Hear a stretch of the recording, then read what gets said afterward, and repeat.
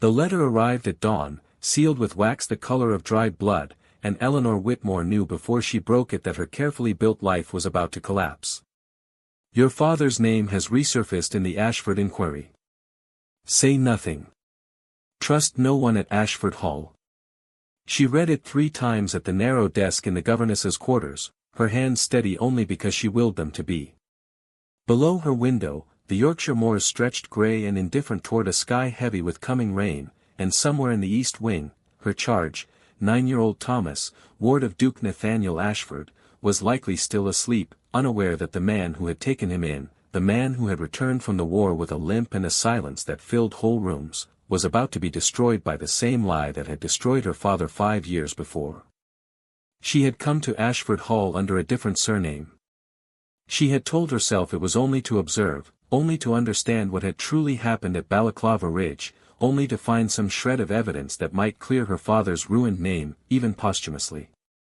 She had not expected to watch Nathaniel Ashford read to Thomas by firelight, his voice gentling over every page, and feel the lie in her chest turn to something far more dangerous than resolve. She had not expected to care whether he survived what was coming. Eleanor folded the letter into her sleeve and rose, smoothing her plain grey dress, composing her face into the practiced stillness of a woman with nothing to hide. Downstairs, a carriage was already approaching the drive, she could hear the wheels on gravel, could see through the window the crest on its door. Lord Pembroke had arrived early. And whatever he carried in that leather case beside him would decide everything. Lord Reginald Pembroke moved through Ashford Hall as though he already owned it, which, Eleanor supposed, he intended to. She watched from the gallery landing as he handed his coat to the footman without a glance, his eyes already tracking upward, searching. He was a tall man, silver at the temples, with the kind of smile that never once touched his eyes. Thomas's mother had been his cousin. That thin thread of blood was the only claim he had to guardianship should Nathaniel ever be declared unfit, and unfit was precisely the word Eleanor had heard whispered in his letters to the family solicitor, copies of which she had glimpsed only once, left carelessly on the study desk. Miss Whitmore. Pembroke's voice carried up the stairwell, silk over stone. How fortunate. I was hoping to speak with you regarding young Thomas's education. Eleanor descended with measured steps, her pulse a quiet drum beneath her collar. Lord Pembroke. His Grace did not mention you were expected. His Grace does not know everything that happens in this house. Pembroke's smile widened fractionally. Nor, I suspect, does he know everything about the people in it. The words landed like a struck match, and Eleanor made herself breathe. He could not know. He could not possibly know that Captain Edmund Whitmore, disgraced and dead these 5 years, blamed for a retreat he had never ordered, was her father. She had buried that name along with him. I'm afraid I don't take your meaning, my lord. No, Pembroke said softly. I imagine you don't. He moved past her toward the study, and it was only as he passed that she saw it, the corner of a document protruding from his leather case, a wax seal she recognized from her father's own military commission. Her stomach turned to ice. That evening, she found Nathaniel alone in the library, the fire burned low, a glass of brandy untouched at his elbow. He looked older than his 34 years in that light, the scar above his brow catching the flame. You've heard, then, he said, not looking up. Pembroke means to have me examined. Unsound mind, unfit to hold the title, built on some report from the war he claims to have only just recovered. A bitter breath. Convenient, that it surfaces now, when Thomas's inheritance hangs in the balance. What report, Your Grace? An account of Balaclava Ridge. It says I gave the order to retreat and left men to die to save myself. His jaw tightened. It's a lie. But the man who could have told the truth of it died on that ridge. There's no one left to contradict it. Eleanor's hands, folded before her, went very still. There is, she thought. There was. And I have spent 5 years trying to prove it. Eleanor did not sleep that night. She sat by candlelight in her small room with the one possession she had carried from her father's effects, a tin box, its hinges rusted, containing his last letters and the folded, water-stained pages of his own account of Balaclava Ridge, written in the shaking hand of a man who knew he was dying of more than his wounds. I gave no order to retreat. I was ordered to hold, and I held, and Pembroke, who commanded the flanking company, broke first and ran, and blamed the confusion on me when the survivors could not say with certainty who had shouted what amid the smoke. She had read those words 100 times. She had never had a second voice to confirm them. By morning, she resolved to do something she had promised herself she never would, search the study while Pembroke was at breakfast. The room smelled of leather and pipe tobacco, Nathaniel's desk still cluttered with estate ledgers. Pembroke's case sat unattended near the window seat, and Eleanor's fingers trembled as she worked the clasp. Inside, correspondence with a Dr. Fenwick, an alienist known for certifying men unfit at the request of families eager to inherit. A draft letter to the College of Arms. And beneath it all, the report, the one bearing her father's forged signature at the bottom, admitting fault that was never his. Forged. She knew her father's hand as well as her own, and this was not it. The letters leaned wrong, the ink too uniform. Footsteps in the corridor. She closed the case with seconds to spare, straightening as Clara Hastings entered, Nathaniel's cousin and the household's quiet keeper of secrets, her sharp eyes taking in the room, the case, Eleanor's too composed face. "You're pale, Miss Whitmore." "I'm quite well." Clara did not press, though her gaze lingered a moment too long. "Pembroke has requested an audience with Dr. Fenwick tomorrow. A formal examination of his Grace's soundness of mind." She lowered her voice. "I don't trust that man, Eleanor. I never have. There's something wrong in how eagerly he produced that report, as though he'd been keeping it in a drawer, waiting for the right moment to ruin Nathaniel's inheritance claim on Thomas's behalf. Perhaps, Eleanor said carefully, he was. That afternoon, walking the grounds with Thomas as he chased leaves across the frost-hardened lawn, Eleanor spotted a figure near the stable gate, a weathered man in a soldier's greatcoat, watching the house with an intensity that made her breath catch. When she looked again, he was gone, as though the more mist had simply swallowed him. She said nothing to Nathaniel. Not yet. But that night, writing in her private journal by candlelight, she allowed herself, for the first time, to write the sentence she had been circling for weeks. "If I can prove Pembroke lied about Balaclava Ridge, I clear my father's name and save Nathaniel's title in the same breath. But to do it, I may have to reveal exactly who I am, and lose everything I have found here in the process." Outside her window, the wind picked up, and somewhere in the dark, a dog began to bark at nothing at all. Dr. Fenwick arrived on a bitter grey morning, his carriage rattling up the drive alongside Pembroke's, and Eleanor watched from Thomas's schoolroom window as the two men shook hands like conspirators sealing a bargain rather than physicians attending a patient. She could not let it happen. Not the examination, not the certification, not the quiet theft of a good man's title and a boy's future built on a forged signature and a coward's lie. She went to Nathaniel before the men were shown in, finding him in the drawing room, dressed as though for a court-martial rather than a conversation with a doctor. "Your Grace, I must tell you something, and I ask that you hear all of it before you judge me." Something in her voice made him turn fully, his dark eyes sharpening. "Miss Whitmore. My name is not entirely my own.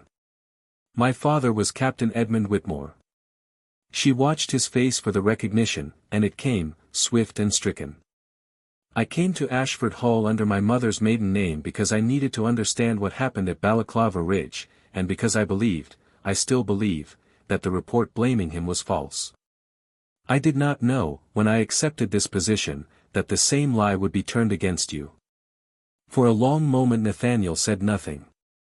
The fire cracked in the grate. "Your father," he said slowly, "held that line for 4 hours under fire he had no order to hold against. I have spent 5 years believing his own panic killed good men. I have spent 5 years grieving what I thought was his failure. It was not his failure." Eleanor's voice did not waver, though her hands, clasped before her, trembled at the wrists. "It was Pembroke's." She laid the tin box on the table between them, the letters, the account, the water-stained pages that had survived a war and 5 years of grief. Nathaniel read them in silence, his jaw working, and when he looked up his eyes had changed entirely, some hard and guarded thing in them cracking open. That was the moment everything changed. I searched his case yesterday, Eleanor continued. The report he carries bears my father's signature, but it is forged. I know his hand. I have known it since I was a child. Before Nathaniel could answer, the drawing-room door opened, and Pembroke stood in the frame, Dr. Fenwick a pace behind him, both men's faces arranging themselves into practiced concern at the sight of Nathaniel's expression. Nathaniel, Pembroke said smoothly, Dr. Fenwick is ready when you are. I understand this is difficult, but for Thomas's sake. Where is the original report, Reginald? Nathaniel's voice was quiet in a way Eleanor had not yet heard, quiet like a held breath before a shout. The one you claim only recently surfaced. Where did it surface from? Pembroke's smile did not move, but something behind his eyes did. I don't take your meaning. I think you do. Nathaniel rose, tin box in hand. Because Miss Whitmore's father did not write this confession.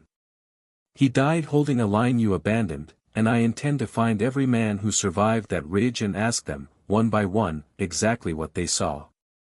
There is no one left who survived it, Pembroke said, too quickly, too certainly. Eleanor thought of the greatcoat stranger at the stable gate, watching the house through the mist, and felt something cold and hopeful move through her chest. Are you quite certain of that, my lord? She asked softly. Pembroke's composure did not break that day, but it thinned, visibly, like ice under a boot's weight.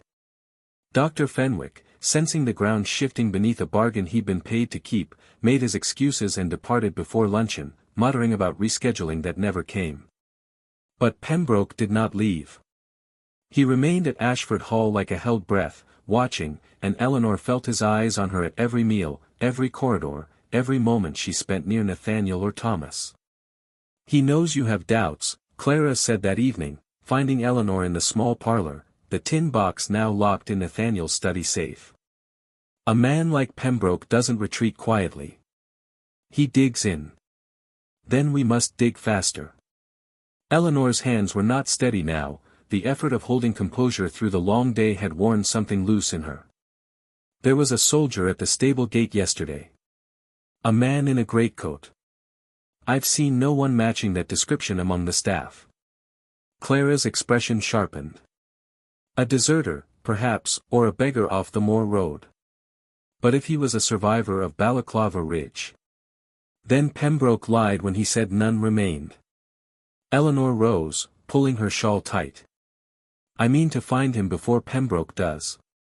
She searched the grounds until dusk without success, the wind screaming across the moor with a violence that stung her eyes to tears, and returned to the house cold and hollow with failure just as Nathaniel intercepted her in the hall, his face drawn. Pembroke has sent for the magistrate, he said grimly. He means to have Thomas removed from my guardianship tonight, on grounds that my household is, his words, compromised by persons of questionable origin and loyalty. He means you, Eleanor. The use of her given name, unadorned by title, struck her harder than the threat itself. Let him try. He will ruin you in the attempt. Your father's name, dragged through it again, publicly, and this time with no one left to defend either of us. Then we find the survivor tonight. Eleanor met his eyes, and found in them not the guarded stranger who had greeted her arrival months before, but something raw and unguarded and afraid, she understood suddenly, not for himself but for her. I did not come to this house to fall in love with the man I meant to investigate, Your Grace. But I find I have done exactly that, and I will not let Pembroke take either your name or mine without a fight. Nathaniel's hand found hers, brief and fierce. Then we do not fall. Not tonight. Outside, the sound of carriage wheels announced the magistrate's early arrival, and somewhere beyond the gate, in the driving rain, a lone figure in a soldier's greatcoat finally began walking, slow and deliberate, toward the lit windows of Ashford Hall, toward a truth he had carried, silent and unspoken, for 5 long years. The magistrate, a heavy-set man named Justice Aldrich, arrived with the rain-soaked authority of a man eager to be done with an unpleasant task and home by his own fire. Pembroke received him in the great hall as though the house were already his, laying out his case in the smooth, unhurried tones of a man who had rehearsed every word. His Grace's conduct at Balaclava Ridge is a matter of military record, Pembroke said, producing the forged report with a flourish. And his household now shelters the daughter of the very officer whose failure he has spent 5 years concealing, a woman who arrived under a false name, no less. I ask you, Justice Aldrich, what trust can be placed in a man's judgment when he cannot even see the deception in his own drawing room? Eleanor stood beside Nathaniel, spine straight, chin level, refusing to let her hands shake though her heart hammered hard enough to hurt. Thomas had been sent to Clara's room, spared this at least, but she could hear his small, frightened voice through the walls, asking why the strange men had come. Lord Pembroke's report is forged, Nathaniel said evenly. I have expert opinion prepared to testify that the signature does not match Captain Whitmore's verified hand. I have the captain's own account, written before his death, naming Lord Pembroke as the officer who broke the line.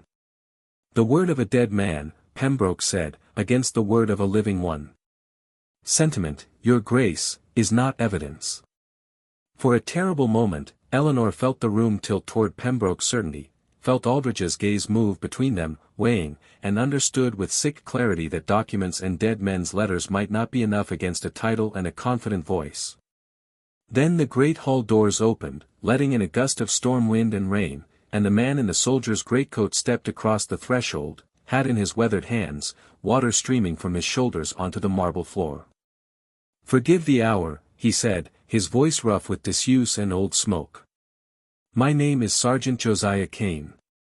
I served under Captain Whitmore at Balaclava Ridge. I was reported dead in the field hospital fire that same week, a clerical error I did not learn of for 2 years, by which time I had no stomach left for army life or its lies. His eyes found Pembroke, and hardened. I saw you break the line, my lord. I saw you run before the captain gave any order but hold. I have carried that truth 12 years, ashamed I never came forward. I will not carry it a day longer. And that was when the truth began to surface. Pembroke's composure shattered at last, his face draining white, then flushing dark with fury as he backed toward the door, denials spilling too fast and too thin to be believed. Justice Aldrich, no fool despite his weariness, ordered him detained on the spot, the forged report seized as evidence. Eleanor felt Nathaniel's hand close around hers in the chaos, steady now, sure, and when she looked up at him she saw a man unburdened at last of 5 years' false guilt, and looking at her as though she were the truth he had been searching for all along. Spring came early to Yorkshire that year, or so it seemed to Eleanor, watching daffodils push through the last frost along the drive of Ashford Hall. Lord Pembroke's trial had been swift and merciless, cowardice and forgery were not crimes the House of Lords forgave lightly, and his claim to Thomas's guardianship died with his disgrace. Sergeant Kane, given a pension and a standing invitation to Ashford Hall, visited often, always welcomed like family. Her father's name, cleared at last in every record that mattered, no longer felt like a wound Eleanor carried alone. On a morning bright with new sun, Nathaniel found her in the garden and did not ask her to be his governess any longer. Be my wife instead, he said simply, and let Thomas call you something warmer than Mississippi. She said yes before he finished asking. What would you have done in her place?